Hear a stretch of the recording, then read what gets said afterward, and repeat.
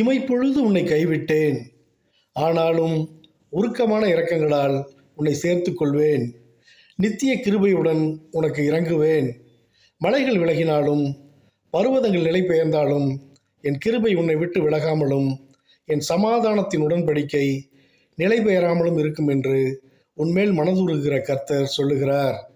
உன் பிள்ளைகள் கர்த்தரால் போதிக்கப்பட்டு இருப்பார்கள். உன் பிள்ளைகளின் சமாதானம் பெரிதாயிருக்கும். நீ நீதியினால் ஸ்திரப்பட்டு இருப்பாய். கொடுமைக்கும் திகிலுக்கும் தூரமாவாய். அது உன்னை அணுகுவதில்லை. உனக்கு விரோதமாய் உருவாக்கப்படும் எந்த ஆயுதமும் வாய்க்காதே போம்.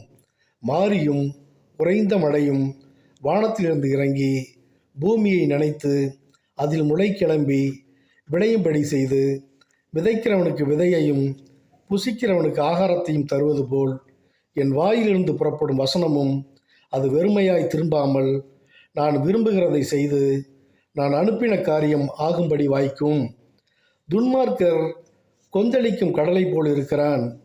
அது அமர்ந்திருக்க கூடாமல் அதன் ஜலங்கள் சேற்றையும் அழுக்கையும் கரையில் ஒதுக்குகிறது.